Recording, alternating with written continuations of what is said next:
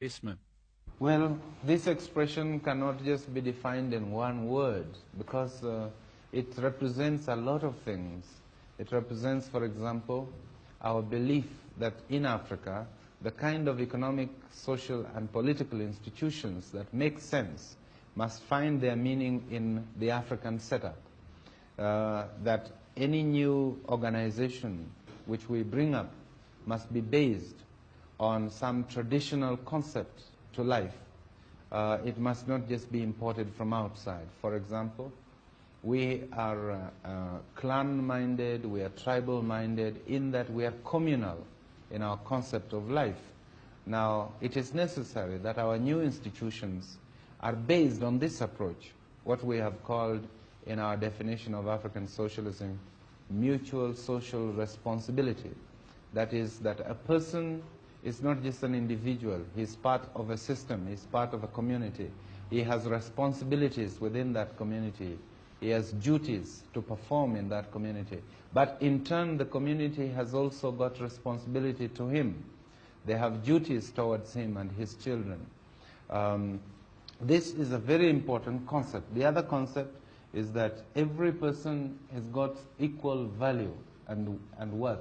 Although some of our people in traditional life, had a lot of wealth, but their wealth was not really belonging to them as individuals. They held it almost in trust for the rest of the community. And when any of the members of the community got into trouble, or when he wanted cows to pay dowry, he always looked to this as a possession which he could also have access to.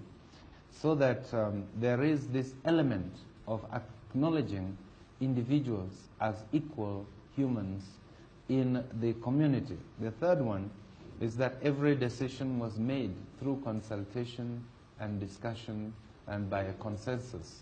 There was no question of one person deciding for the rest or of a minority deciding for the rest.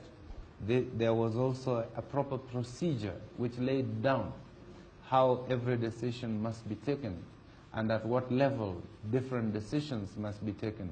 There was a procedure by which certain members of the community attained seniority, and by that seniority they were in a position to take certain decisions on behalf of the community. This is the democratic nature of our society. And lastly, there was the element that there was belief in a supreme being. That is, we paid homage to God or gods. We acknowledged there existed a God. We had certain religious functions, not denominational, but born in our tradition. Before we harvest, we have to do certain things to pay homage to God. Before we go to break the ground for cultivation, we pay homage to God. So that there is a distinction, for example, between what we believe in as socialists and what the communists believe in. There is a basic distinction. And the other distinction with other socialists, say the democratic socialists, the Christian socialists of Europe, and the Labour Party in Britain, is that we believe that our socialism must be founded from certain African traditions. Now, into this Kenya, countries from around the world want to help to come with their aid. And I understand that you are interested in assistance from abroad, is that right? This is true, yes. Now, what kind of aid would you be mostly interested in, Mr. Mboya? Well, there are two major problems in a developing country like ours. One is the shortage of manpower, and the second is the shortage of capital. Capital both for government activities and also for investment in the private sector.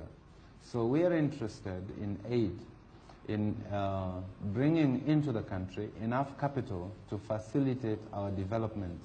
We are also interested in aid in terms of investments, those who wish to invest in the private sector. But you see, if you have capital alone and you don't have the required manpower, you cannot use the capital. And so we are always also interested that where we get capital, we should also get some technical assistance people who can help us to carry out our projects. But our long-term objective is to move away from aid so that we can concentrate on trade. Our policy is to minimize aid and expand trade as the years go by. And we are very anxious to develop trade relations with outside countries. I think mostly we want to develop trade relations with our neighboring countries within Africa, because in the final analysis, intra-African trade is more important to us than trade with foreign countries who have a very highly sophisticated economic setup. How is your thinking when you think of the slogan Africa for Africans? What role will the Europeans and the Indians play in the future Kenya? Well, I think one thing is to distinguish between what this means in terms of government. What it means in terms of government is that the governments of Africa must be African governments. This is really what it means. Beyond that, we concede, like every other part of the world, that you will have foreigners living amidst our people, and they will be governed by the laws of the land. Also, we have in our constitution provision for other people to become citizens, and there are a number of Asians and Europeans who have become Kenyan citizens since independence, and they will enjoy the same rights as myself or any other African. So to that extent, they are Africans. And